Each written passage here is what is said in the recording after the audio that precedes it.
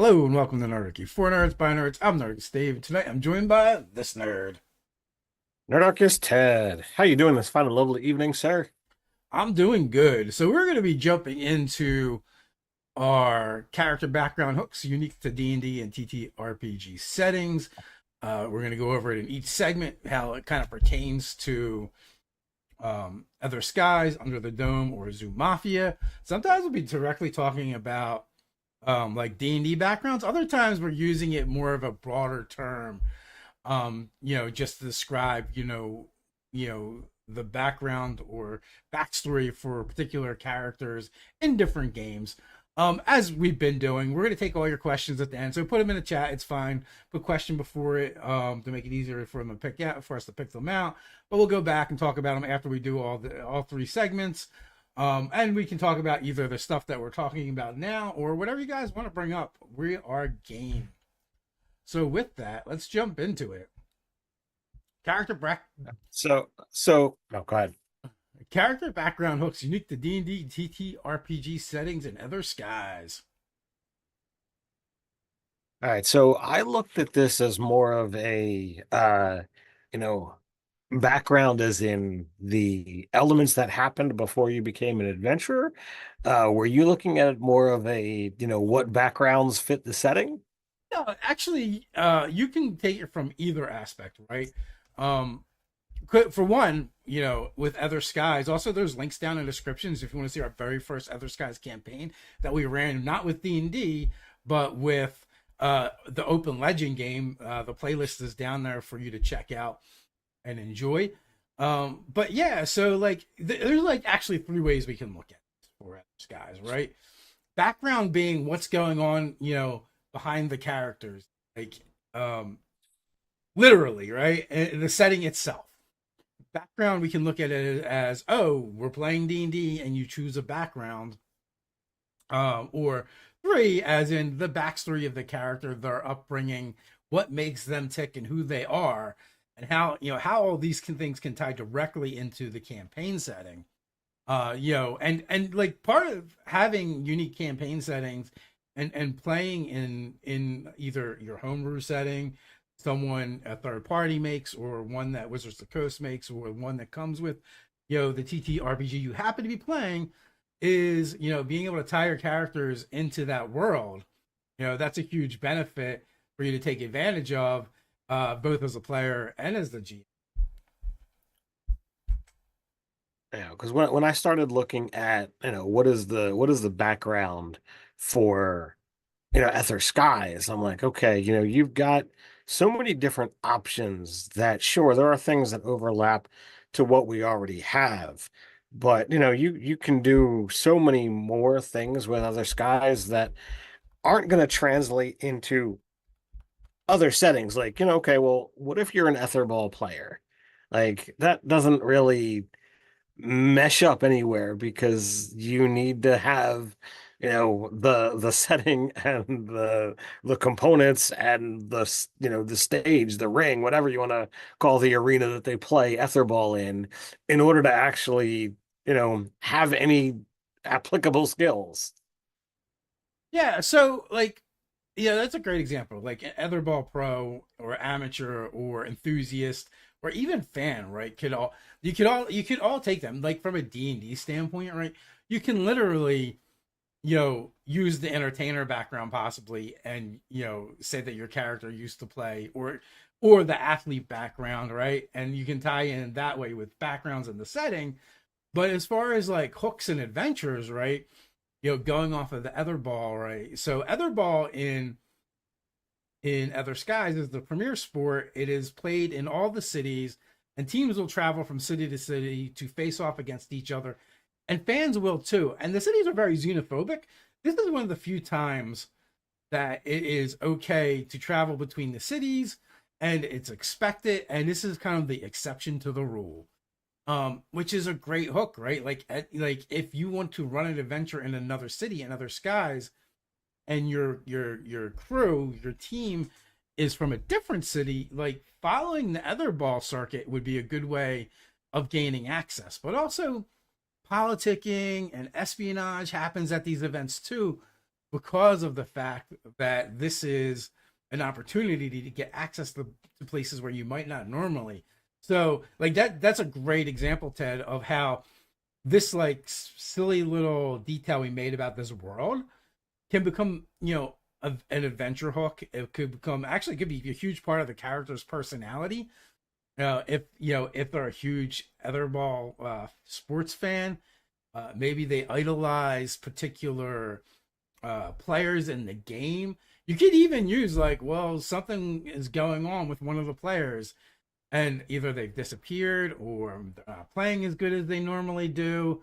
Like what's going on? Are they sick? Um, have they been infected with corruption from the bleed through the seal? Uh, are they on the take, and that's why they're not playing so good, right? Like you could use these different things to kind of like open up an adventure where a player driven hook that like the character is like, oh, this person is my idol, I need to know what's going on. So I mean, you could do it the other way, like, and actually be the star. If you can have the noble background that you're connected to the courts, whether it be fake courts or human courts or what have you.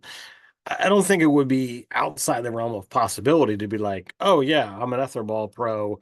You might not be the guy or the frontline, quarterback, if you will. But you could be a star player, and therefore, like when you go places, like you might get recognized for the good or the ill. Like somebody might want to put you out of action because you're too good on the team that is going to be playing their team. So Yeah. like there's all different kinds of elements from that side that you could play with as well. And if you were playing a very political heavy game, it could be like, okay, well, we can use your stardom to get access to here, there, everywhere else so that we can get in and mingle with all the right people. Yeah. And also, like with the other ball hooks, you can go the other way. Like instead of performing bad, someone's performing really good. And like you kind of made me think about, you're like fake courts, and then I'm thinking warlock packs. What if there's a warlock out there that's just like constantly hacking player, right, throughout their game?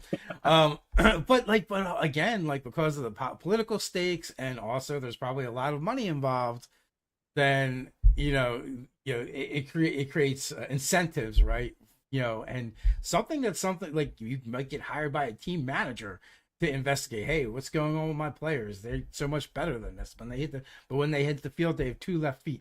And if you're wondering what Etherball is, it is a combination of ice hockey meets lacrosse meets Quidditch, kind of is the best way to describe it. But like that's one like tiny aspect of the world of Other Skies, right? There's others like, you know, um they go to the surface to scavenge, right? There's so many hooks that could be based around that. Whether your character's a survivor from one of the instances. Actually, that was in one of my games that happened. And that particular character even lost the body part, in said incident, right? It's something that haunted them, going forward, but also made them kind of want to go back and find redemption, right? So like, these surface ground scavenging groups is, and he's kind of an easy hook to go adventuring on the surface, though it can be kind of dangerous. And but you know what, they get paid really well, or compensated really well, because it's dangerous. So that is an angle. Because you have other ships, you have basically airships. An easy one is, you are the muscle on a ship. You're protecting a ship. Maybe you have a ship and you run your own ships. Are you smugglers? Are you a task force, charged with keeping down Piracy.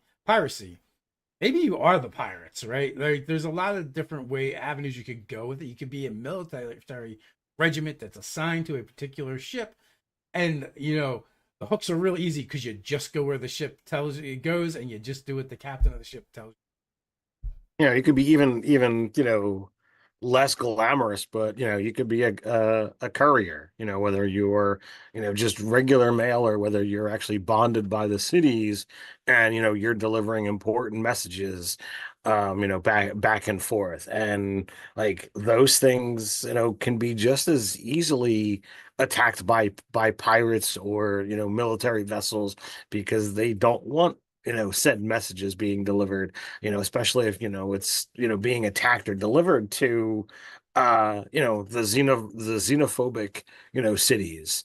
Um, so like you've got a lot of options. So I feel like anything in the sailor or pirate has a much higher use or a much higher ratio for adventure because I feel like that's going to be a major draw.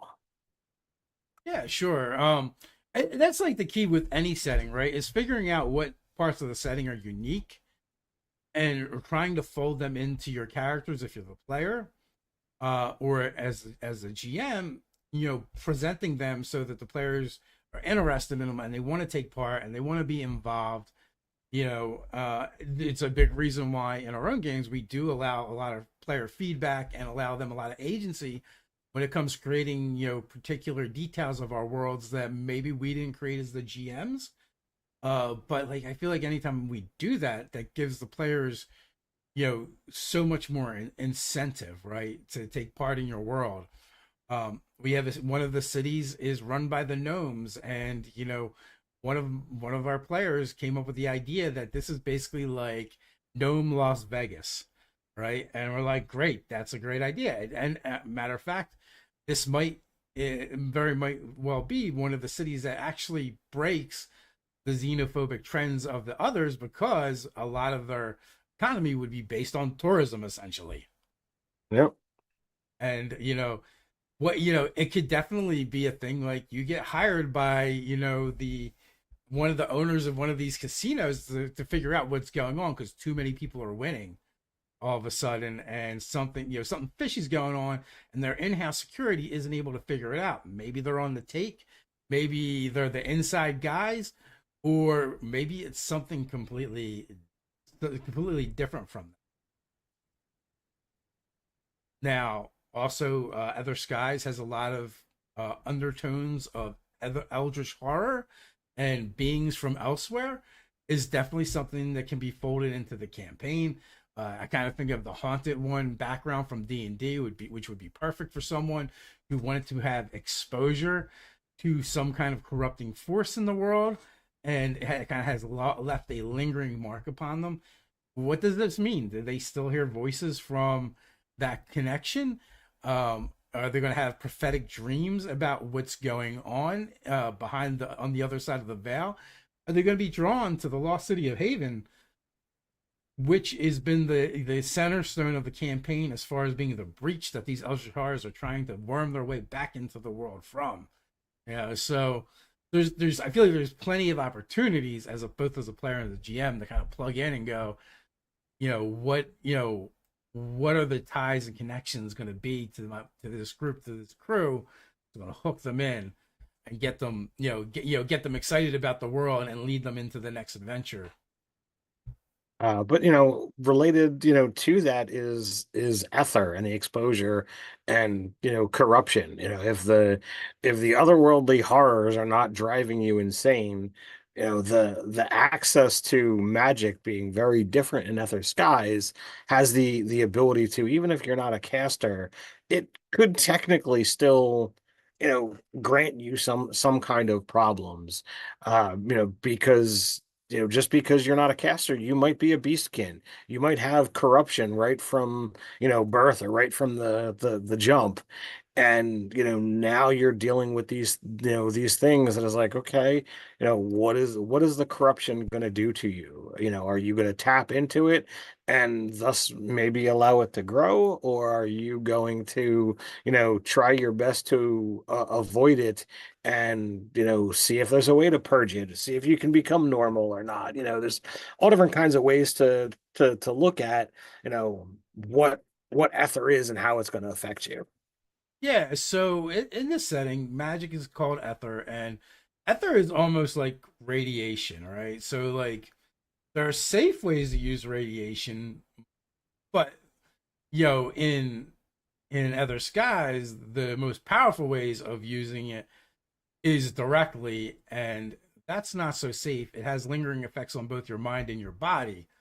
Corruption is anything that's come in contact with um, the things from the other side, these eldritch horrors. That corruption in itself doesn't necessarily harm your body, but it does transform and change it and warp it. But it does eat away and destroy your kind of like your spirit or your soul. The danger there is definitely within. Corruption is more likely to take control of you and turn you into something you weren't. But you might go from being a good guy to the bad guy. Where Ether is, good chance that it just drive you insane or could literally just burn out your body. But both of those could lead to specific hooks, like whether you're trying to purge something from yourself, one of the other crew members and your team, or maybe a beloved NPC, right, has been racked with the consequences of ether exposure or usage or corruption. And like Ted was saying, like, is there a way to pull this back? Is there a way to cure this, to fix this? So these can create hooks that are directly tied to this world. So there's like a handful of Other Skies, direct connections, and you could probably use them and think about them in ways of like, how does this reflect on the D&D world you're playing in, or you're playing a different RPG? How does it affect, those hooks pulling your players in, getting them involved in your game? So that seems like a good spot to end for Other Skies. Again, remember, if you have questions, feel free to ask them, and we'll get to them at the end. Drop them in, and we will definitely grab them from you guys. Now, moving on. Under the Dome, character background hooks unique to D&D and TTRPG settings. I think I have an extra T stuck. I'll be the extra T. There you go. There's our extra Ted's T. tabletop. When it comes to Under the Dome, I kind of like designed that setting with the idea of, here's a bunch of things for the players to try to do. Here's the primary thing, but there's other things as well. And the primary thing coming up with it was the idea, you're a character in this world. You would be part of kind of a motorcycle gang, club, crew, whatever you want to call it. And you would leave the safety of the dome and go out, and you would scavenge for chaos crystals, find the chaos storms where they've been, get the crystals, the raw grind, bring it back to the city, turn it in, get paid, also maybe get some more grind to keep your ride going. And like, that was good. That was like, and conceptually, that was like the primarily motivator for it. You're a grind scavenger, right?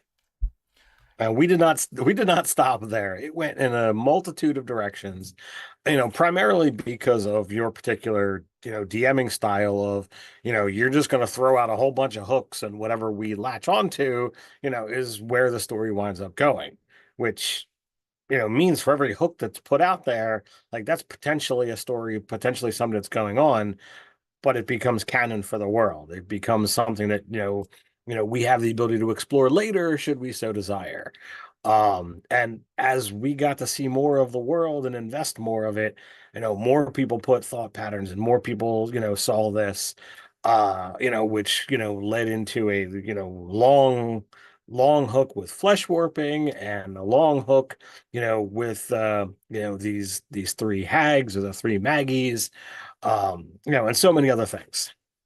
Yeah, and like a lot of stuff came out of the session zero too, right? Like, the players were like, well, if there's motorcycles, there should be street racing.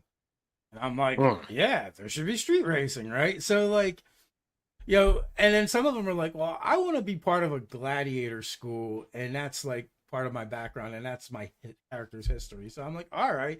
and two other players are like, yeah, I want to do that too, right? So it started expanding upon like what was in the city, what was going on. But these also become hooks for the players, where it's like, okay, you have the scavenger hook, which they played with a little bit, and when they're outside the city, if they get the opportunity, they still do that. It's still kind of in the group's DNA, even though they went in different directions. But then, like, you have this interpersonal conflicts between different motorcycle gangs, whether they're above board or they're outlaws. It doesn't really matter. They all race, and they all race for different reasons, and it's kind of cool because like these generate hooks for the players to latch onto and get involved with, and they're like, and from that they start deciding like, we don't like this, we don't like that, club, and we've got beef with these guys, but these guys have beef with us, right? So it just creates these intricacies of like social power relationships based around racing motorcycles through the streets. Now, because of the gladiator tie-in, in the campaign that I ran, like the players wanted to visit the gladiator schools. They wanted to be involved. Master Dyson, was very important to one of the characters, so he would constantly, reminisce. He quotes him, and even going back, if the players ever capture something alive, there's at least one player that always kind of asks, "Well, should we send them to the gladiator schools, um, to entertain and learn the art of being a gladiator?" Definitely in the case of they ended up with 3 troll orphans somehow, uh, and I think Well, some of the you set players. us against a set of trolls, and we're like, all right, can we follow it back to the lair? And you're like, hey, you find three babies. And lo and behold, it's like, all right, trolls in the arena. That'd be a dangerous thing. Yeah. So also you have at least in Crystallia, the rulership is the grind barons, right? And each have different they each have different spheres of influence within the city. So each one of them kind of comes with their own plot hooks that you can feed into the characters. Or maybe one of the players have background. Maybe they're not a noble per se, but they could still belong to the house or work for a house, right? And with that is going to come certain responsibilities, obligations, and perhaps even risks. But if a player wanted to take that in and kind of make them more part of the world, they could definitely do that. That would be a fun character concept, or one that is actually higher up in house and is a noble and has station, but they kind of hide that fact from everybody else, and they're kind of like slumming it, living like scavengers or racers, just because they like the excitement. And that excitement, kind of builds you, in a variety of different directions. We really got into, the racing. And there's been, the 2 years of playing, there's been a handful of, races that had to happen. And it makes the dynamics interesting because typically in a game like D&D, we don't get to race vehicles. The best you might get would be, trying to flee from a boat. Like you're in one boat and then you're trying to get away from the other. I think that's the closest to a vehicle races I've seen. Yeah, and we've had a few different ones, different scenarios, um, which has been throughout the DNA of this campaign. But but there's so much more too. Like one of the ideas was you could be a caravan guard, because there are caravans, but they travel underground instead of on the surface. While being underground doesn't necessarily make you immune to the effect of chaos storms, it does greatly lessen the danger of them, and they're less likely to happen beneath the surface. Although they are probably far more dangerous when they do happen, because there is more things for the cast to kind of interact with and cause cataclysmic failure in the tunnel that you happen to be in. Also, you're in a confined space. If it brings forth something dangerous, much harder to flee or get away. Of course, I mean it's monsters. It's going to happen. So when you think of Under the Dome, and I know you've been doing a lot of work in the setting, what are you thinking for hooks that you feel like are specific to what you're working on? So like I would go in a direction of like, the merchants in this world have to be different. If you're traveling from city to city, you're not going to be just some pushover because you're either traveling a long ways underground, which we haven't done a whole lot of investment of what is the underground like, because other than a couple of dungeons, it's always been above the surface, or we're looking at the underground of the city. Um, and you don't go overground in between city to city because that's far too dangerous and opens you up to too much, chaos storm activity. Um, so like that's something I feel like that needs to be, looked at. When you look at, the term noble in D&D, like that has a vastly different meaning because like how much are the cities talking? And if this city is an oligarchy and this city is a kingdom and this city is, got an emperor, like what does it mean to have the term noble? So like that's one I feel like isn't quite fitting as a translation from city to city or dome to dome. So like a lot of these things need to be kind of bent and twisted. We've talked about this being a very industrial setting. Um, so like what kind of extra magic does that actually have access to? Are there machines that can cast message like a radio to another city? Can they have instant communication from, space to space? If so, like does somebody, work on that? So like I'm looking at all of these things to really, up the ante and make, this world something very different than the campaigns that we've played in the past. Um, so there's a lot of different directions that I could go, and I could probably do, a good solid hour or three on all the thoughts and things that I want to expand this world with. Well, I was kind of thinking when you messaged, like you talked about, I was kind of thinking when you're talking about the idea of a machine that sends message from dome to dome. But then I was also thinking, like, what happens if that message has to go through an area of chaos magic or, wild magic? What happens to that message? Does it get there? Does it get tainted when it's there? Does it get changed somehow? Um, or something completely different, right? So like, I feel like maybe they do they would maybe try and do things like that, but I also feel like it's going to be difficult and have its own problems.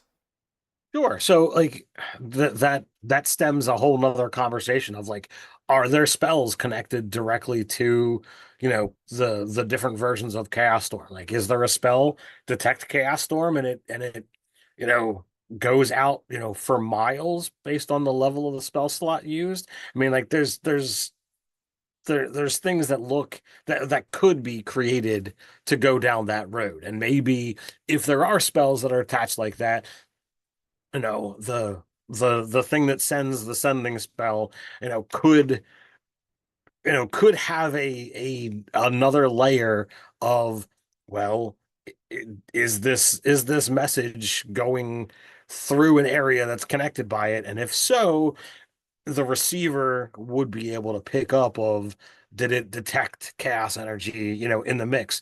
And if it does, well then, trash the message, whatever. But any kind of letter from city to city could be apprehended, have somebody reforge it, and send on the fake. So it's not any different than what could possibly happen.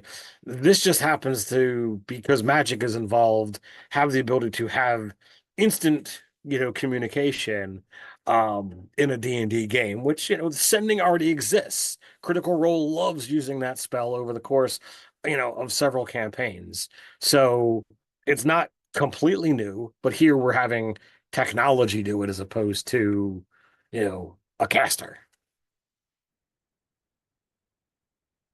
So I don't want to like kind of monopolize the everything because we've done a lot of playtime in Crystallia. So Mhm. have the dome that you're looking at doing?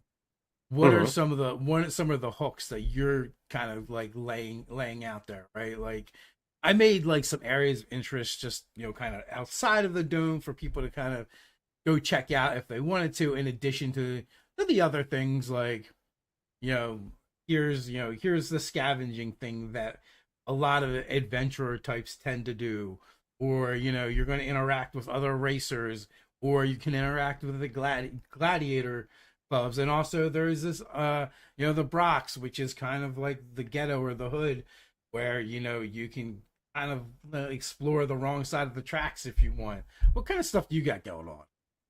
So I'm actually, been working on that today because, at some point in time I'm going to be running, under the dome, here on the channel. So I was actually looking to put forth a handful of interests out to our players to be like, hey, look, do any of these interest you, and do we want to take one or two of them and invest our storyline. So I know you put forth in our game the Demon Circus, and that could very easily be its own arc by itself, getting introduced to it, surviving it, doing a whole thing with it. Or that could just totally be like one-off things that happened or not touched on at all. But I'm very interested in exploring more with it. In fact, that is today's blog post. I dropped some information on that today so that it could be added to, any kind of campaign world, not just Under the Dome. Uh, you didn't touch on this at all, but I've been doing, some behind the scenes, thinking and working. And because there is a bit of this post-apocalyptic, industrial, and we have Vargarians in the mix, I'm like, well, what else, could we talk about that's alien? And I use that in quotes because technically Vargarians have come from somewhere else. They are inspired by the Borg from Star Trek. So I'm like, all right, I want to add a rule set and and an element of the game for symbiotes. You can have symbiotes as like a race. You can have it as subclasses. You can have symbiotic feats. You can have symbiotic magic items. There's all these things that, could be done that I haven't seen happen in any of the third party stuff, and definitely nothing in the WotC stuff. So I'm like, well, what would symbiotes look like? So I've been exploring a lot with that. So I definitely am putting that into the mix. There's definitely elements of you want to go out and explore and find the different areas around Baleria. There's different elements for that. But Baleria is a council of wizards, and these five wizards are all highly independent in the things that they do, and they all have roles to keep the city moving forward, and it's a lot of work, but all of them are like completely you know the typical greedy wizard, and they just want to rule it all. They don't want to have to rely on the others. So, an optional plot line would be, oh, do you guys want to go work for one of these wizards to try and finagle ways so that they gain more power and try to get rid of one of these other wizards, or one or more of the other wizards, because they all have these, ingrained subplots of what they want to do, if they get more power. And it's all connected to the individuals that are stopping them. One wants to just completely enslave, the constructs that are there and have them working, until they fall apart, where the other one is like, oh, I am a construct, and I want to find a way to imbue these non-sentient constructs with sentience so that they have more freedoms and abilities and what have you. So like they have multiple layers of like antithesis goals, which I had a lot of fun kind of creating for each of these individuals. Yeah, so it might be fun to like have each player have a connection to one of the different wizards, and like the wizards are scheming and come up with a reason to send all of them out together on Hmm. an adventure, quest, mission, whatever you want to call it. But ultimately, the idea for the wizards have is that their particular pawn is going to betray the rest to, whatever the goal is to make sure it benefits them wholly, right? Right. Um, so they're all kind of like playing playing this like poker game where everyone's cheating, right? At the game per se, which that could be interesting, especially like because the different wizards have different areas of concern that might affect the players. But it could also be fun to explore from the player side of like, do you stay true to your mission? Do building up camaraderie and friendships happen along the way, making it much harder to betray the others, or maybe they just start to see the wizards in a different light, or maybe they want to be the ones to betray the wizards at the end, right, and take over their spots. So that's a very rough style game to run, and it really requires a lot of buy-in from the players, from all of the players in order to run that, because like that's traditionally not the style of game that I would run, because it does require a lot of deception. And some people that I've played with, they'd be like, all right, well, this dude is working for like my direct rival. Because like if you look at the five wizards, like they have like this, it's the star pyramid. So each one is kind of against two others, where the other two are kind of like neutral, but they still want them all gone because they're not all on my side. Right. Um, so like what's to stop it from like, all right, well, I'm just gonna off the ones that are, my direct rival. Yeah, And that part becomes tricky. You definitely need to put in place uh, mechanisms that keep that from happening. right. Like whatever the goal is, you need all of you to accomplish it. Like you can't get to the end without the rest of them. Because Mhm. if you're like if it's the last session or two, who cares if it all goes to shit, kind of, and the chaos ensues, right? But I get what you're saying. Like you don't want to happen too soon, so people can't enjoy the game, right? Right. Because that wouldn't be fun for the player that gets offed or whatever. It would be tricky, and like figuring out the mechanisms and incentives to not do that kind of shenanigans, would definitely be something you would have to invest in. Um, and also, so the symbiotes, right? Like, I think Wizards of the Coast, like they dipped their toe in with Eberron. There was a lot of symbiote stuff in Eberron. And third edition, I don't know how much they brought it back. But also you can kind of look to the Dark Gifts of Ravenloft as well, because Yeah. they very much have that as well. And I don't know, maybe Keith Baker at this point has done a third party thing that Yeah. I'll covers look. symbiotes even more, I'll look more into that. or even his You know, blog, right? His blog might have articles on it to help inspire you and give you ideas. I think the symbiote feet concept is new. I don't remember seeing that, so that could be interesting as well.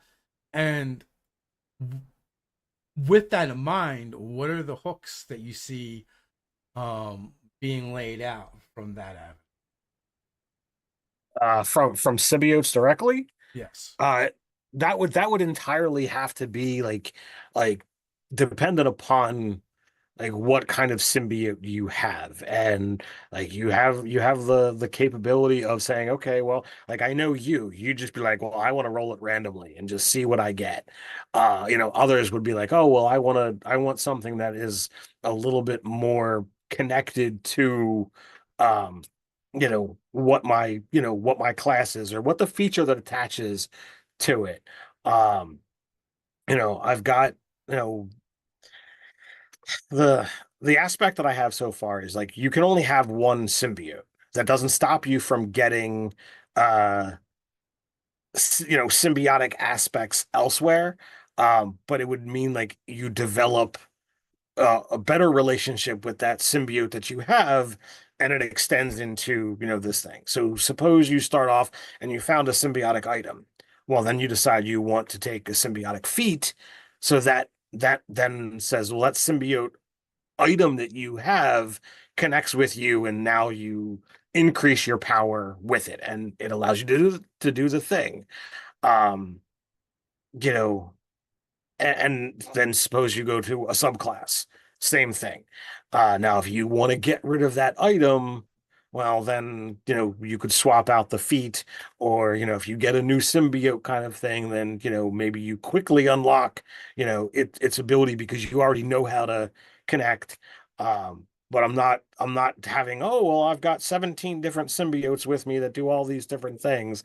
I'm not going crazy like that. I feel like that's the best way to go to do about it. But I've got a subclass that's related to a symbiote for each one of the 12 core classes. I've got a couple symbiotic items. I haven't gotten to making feats yet. Um, but there's elements that are, kind of at work that it's like, okay, well, what would I want to be able to do that isn't already a feat that could be, added to, something symbiotic. Um,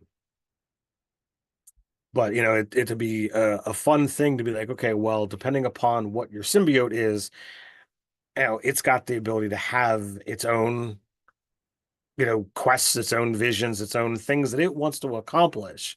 And it's kind of more like a story reward of, okay, well, if you accomplish these things and make your symbiote happy, it has the ability to kind of offer a little bit more. And it might be small perks like, an extra resource of whatever it is that your class can do, or maybe extra hit points, or maybe a bump to armor class or stats, so something that, has, a swing to it depending upon how difficult said quest happens to be. So, a couple things. One, 5e definitely has symbiotes because I remembered my Iron Defender got one. Okay. It's basically a tongue that allowed it. All of a sudden, it went from not speaking to speaking deep speech. Um, Two, I think an artificer subclass based around symbiotes would be friggin' amazing, and a definitely different take on the artificer. Three, that guy in particular would make an awesome villain uh for a campaign where you could base it around symbiotes, and whether you're introducing it to the campaign or bring them to the forefront with the idea of he's constantly, or she is constantly, fortifying and improving their henchmen and soldiers with symbiotes, right? And they're Okay. obsessed with finding and capturing the best symbiote, right? Like, do you do a thing like, Spider-Man and Venom, where all the symbiotes come from one place, they're living creatures, or were they grown or created in a lab or somewhere in between? Maybe some of them did come from someplace. Like, I mean, I could definitely just be like, Far Realm, there are symbiotes there, and they are constantly trying to find their way into the prime material plane because maybe it's hard for them to bond with the creatures native to the far realm. So Hmm. they need other creatures like humans, dwarves, elves, halflings, gnomes, orcs, whatever, in order to bond with, right? And maybe there's different kinds of symbiotes, like the happy, nice ones that you're used to, but then like maybe there's ones that are sized for a dragon or Tarrasque, right? Uh and it's their king or god, and they have a almost a genetic compulsion to try and bring forth this greater symbiote, elder symbiote, and into the world, right? So like they have their own, like they do have their own will, and like they're slowly but surely working their way towards this goal. And this artificer, he goes out and he finds the sleeping Tarrasque, and now they need to figure out how to get the thing from the far realm here to put on the Tarrasque so that he can harness the power of this symbiote god thing and the Tarrasque, combined, right? So like So there's always there's ways. definitely elements of that that I have already been thinking about. And I definitely I'm on board with it being both they are created in a lab and they are from elsewhere. The ones created in the lab are, replicas of the things that are out there, or in some cases, like a reincarnation of, a piece of a symbiote that fell and died, and they're just kind of like shocking it back to life, or what have you. I definitely see that the symbiotes exist upon the entire 10-point alignment spectrum, all nine things and the unaligned. Some are going to be subservient to their host, that all they want to do is survive, and if they can amplify their host's abilities, great. Others are going to be like, all right, I'm going to be obstinate. If you're working on what I want, then I'll offer power, but if you're not doing what I want, then I'm gonna you know, recede, or force you into a contest of wills, and like that can be an ongoing struggle and battle. I imagine playing with symbiotes, is a game of wills and personalities, and can you get lost in yourself? I mean, we see, this is not spoiling because it's been forever, but the the arc of Spider-Man and Venom, when Venom and Spider-Man sync up, and Venom begins to pervert who Spider-Man is.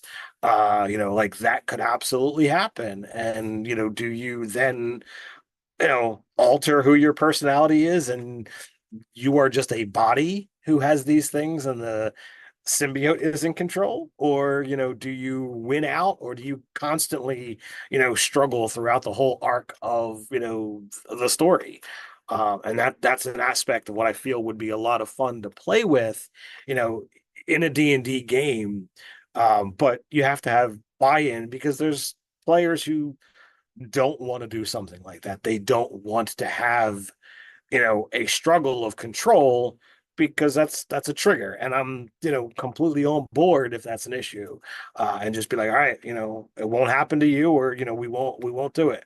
But I've played this game before with spiritual possession and what have you, and some players are like, nope, not for me, red card. So with that, that's there's some ideas for Under the Dome and hooks for your specific D&D and TTRPG campaigns. Feel free to steal them for other settings or homebrew or wherever you happen to be playing. Look to the website where you can see articles that are being written by Nerdarchy Ted about Under the Dome, and also he'll be running a game on the channel before too long. So we have one more segment left, and this one is kind of near and dear to our hearts because this is our own TTRPG that we've been developing for a while now. We're also starting to develop other games off the system, the D666 system. But with that, Zoo Mafia character background hooks unique to D&D and TTRPG settings. Yeah, we're talking about Zoo Mafia, and I said D&D too because I actually have put out some ideas for running some Zoo Mafia games using D&D as well. If you want to know more information though about Zoo Mafia, there are links down in the description. You can sign up to be notified when the Kickstarter drops, as well as anything else that's going on with Zoo Mafia. There's a link tree down there that Ted keeps updating to keep you guys in the loop. So when we designed Zoo Mafia, the idea was the hook is already there, right? You were part of a mob. Mob is slang for gang. It doesn't mean at least in the 1920s, 1930s, it didn't mean what we kind of mean for it to mean now. It's not an extension of the word mafia.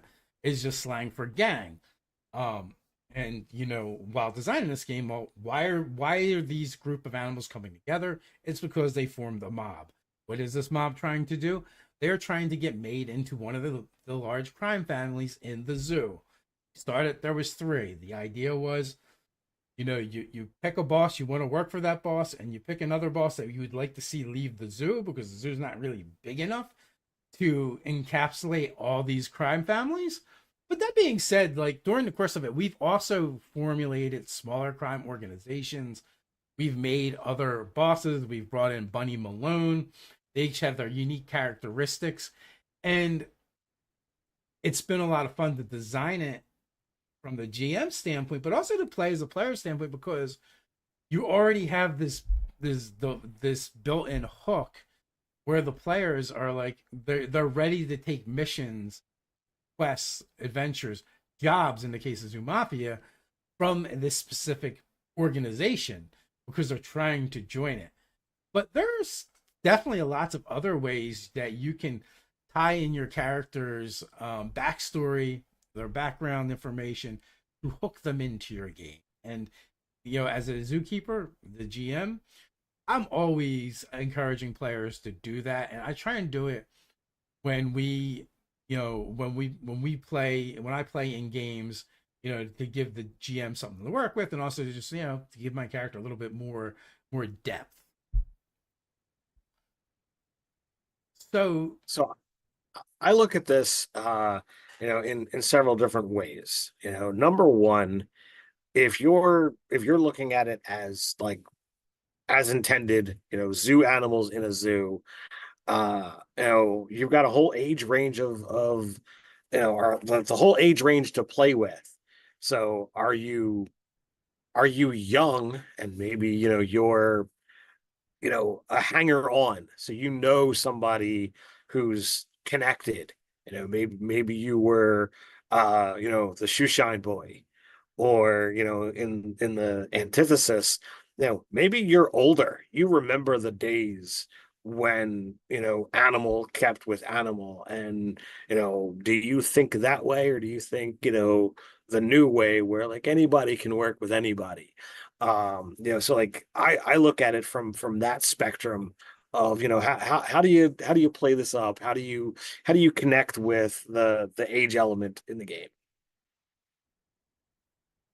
yeah, so that's definitely thing. Also, like, depending, like you said, like if you're a newer character, right, a younger character, you might not remember the old ways where the different crime factor families were made up of one specific animal. You didn't mix. Elephants and lions kind of stayed on their side of the street and ran, their particular rackets. That is one of the lenses you can look through it, or you can build in things like I played a character that used to be a PI, and some bad stuff happened in his life, so he actually joined a mob because he wanted to get revenge on one of the bosses, right? And that was his whole arc, was building up to that moment to get close enough to the boss in order to get payback for this slight or wrong that happened in his past. You could play another character who they have this love or respect, or or enamored with crime bosses because maybe Ted had mentioned being a shoe shine boy, right? And maybe you remember growing up being a shoe shine boy, and you got to shine Al Capone's talons every Tuesday or whatever, and she was always a great tipper, and it helped your family tremendous. And she would always give you encouragement and good advice, right? Even though she's a bad guy, and to you, she was very much a good guy or good gal in this case. And so that's why you're in the mob, because you look up to that particular crime boss and you want to just be just like them where you're growing up and grow up, and that's what you're trying to do, right? So that, like, there you can do things like of that nature. um you know you could be from a family of disgraced flat paws, where maybe one of your relatives were dirty, maybe you were the one that was dirty, right? And there's no place in that world for you anymore, so you've gone to the other side of the street, and now you're part of a mob trying to look out for number uno. um but it's one of the things I love about Zoo Mafia. I feel like we've just like built it out to have all these hooks that are just there. It's like the age angle, the loyalty angle, you bring up like, are you trying to get revenge? Are you trying to just be loyal? Um, but then there's the elements of, are you connected? Are you a tangent to this secret world? This is all done in the realm of 1920s, 1930s, when booze is illegal, gambling is illegal. Sure, the driver is meant to be a bootlegger, so that you are already connected that way if you want. But what if you were just a dealer? I show up, I'm hired just to flip cards. Sure, I know that if the cops see me, I'm part of gambling and I'm going to jail too. I'm not hurting anybody. I'm not doing anything wrong, and all I'm doing is earning a few peanuts. I'm not raking it in like the boss upstairs. But somebody's got to be the one to pour drinks. Somebody's got to be the one to flip the cards or to roll the ball in the circle. Whatever it is that you're doing. Um, so did it go well and somebody say, hey, let me take you upstairs? Or did it go poorly and now you're out for revenge? Like, so you can be connected to that world and have good things or bad things happen. And like, those are fun things, because once you start tying those knots together, it's more of a story that exists. In my current game that I'm running on the channel, Jezzy's character is, someone who worked for the Precious P, a speakeasy. She already had a connection to an existing illegal business. Uh, and she got fired. And spoiler, go check it out. But stuff happened. And we haven't gone back to find out, what, if anything, is going on with the Precious P. But that's a direct tie-in from a story that the character made the connection of. And it's easy enough to do those kinds of things, because if you're going to be connected to the nightlife, like, this is where it's going to be. Like, this is the elements that have to exist. Yeah, I mean, in a game like Zoo Mafia, it almost feels like cheating a little bit when it comes to developing hooks for the characters, because of the playbook system, right? All the playbooks are designed around, this is a specific thing that your character does, right? You have the button, you're basically a hired killer. The goon, right? Your muscle, you're an enforcer. A safe cracker, well, it's right in the name. You open things up, and there's probably way more money in opening up safes that don't belong to you than helping out someone that locked themselves out, right? You mentioned the driver is all about bootlegging. So, like, right there, those four alone, they're just completely tied into the criminal world. You have your face character, the grifter, right? Where that is one of the few that could actually like be what they are without being a criminal. But it just works really well as well, because you're a con man, you're a shyster, and that's how you choose to use your talents in Zoo Mafia. Then The hardest one, I think, would be the lookout, to make a direct thing. Like, you're observant. All right, yeah, it's your job to watch and make sure the fuzz is not hip to what's going on.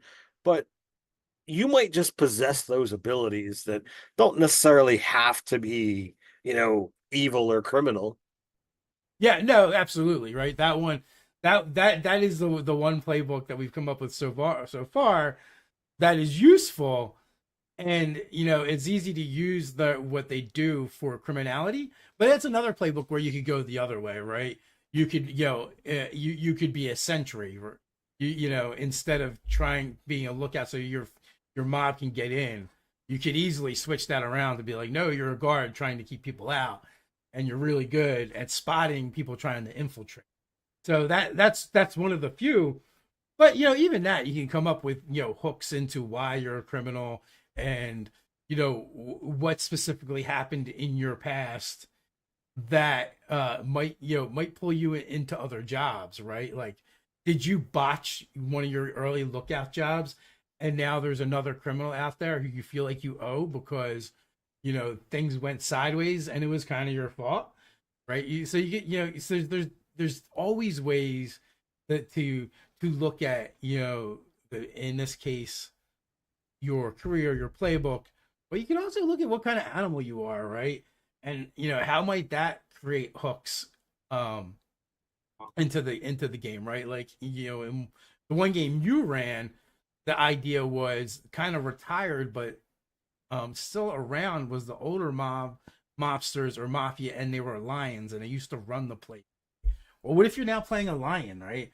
And like, so you have that legacy that's either building your character up or tearing them down, because it was a different time, a different era where the animals looked at things different. They were kind of bigoted in certain ways. Do you want to see a return to the old ways, or are you done with the old ways? You like how it is now. You like commingling with the other animals, and you find strength in your differences, and it's been a great like cultural experience for your character. And but at the meantime, maybe you still have to deal with your family who are really grouchy about your all your dealings with these other animals, and it's just not natural, and it's not the way things are supposed to be, right? So all of these could add to your backstory and then later become hooks into adventures or jobs for you, and you might have to make hard decisions based on these background elements of your character. Yeah, so it's a fun element to take all of this into consideration, and we are absolutely still working, still doing new things. As always, you can check out the new Zoo Mafia content every Saturday on the website. Uh, for the time being, we are only running things on the channel Tuesday nights of the three settings that we're working on. So I'm running a Zoo Mafia game now that's getting close to wrapping up. I'm eager to see how all of the final little knots get tied or not. As am I. It just isn't on the channel. It's one of our home games. So there you go. There you have it. Ways to tie in Zoo Mafia into backgrounds into hooks for your game. All right. If there's any questions, feel free to ask. We'll grab them now. And also, like, as we've stated, down in the description, you can find links to a lot of this stuff. You can follow the Kickstarter. I don't know if that Kickstarter is going to be for a physical book now, based on, the current climate of the business world, but we're still working on it, and we still want to make it happen. So check that out. Philip had asked, is it pronounced Ether or Ether? I think I actually pronounced it Aether, because it's spelled Aether. So almost like a at the front of it, but not quite a hard A. But you could go that way too, I suppose. Aether. But that is the way I go with it. See, I'm not seeing many questions, comments about making a Venom type character from Rolfus. But other than that, there's not a whole lot going on in the chat. But that's okay. We'll be back here tomorrow night to play the aforementioned Zoo Mafia game that I was mentioning. And also, we will be back here next week to do another one of these live chats, and also for another game of Zoo Mafia. We're getting really close to our next game, which is going to be Under the Dome, which is of our Aether settings. Skies. Oh, Oh, that's right. I'm running it. I forgot. My bad. I didn't forget. I'm mixing up what games are being played where. So yes, I'm going to be running Aether Skies on the channel, but we're going to run it as D&D, which I've done in the past. I'm looking forward to it. It should be a lot of fun. And with that, until next time, stay nerdy. Stay nerdy.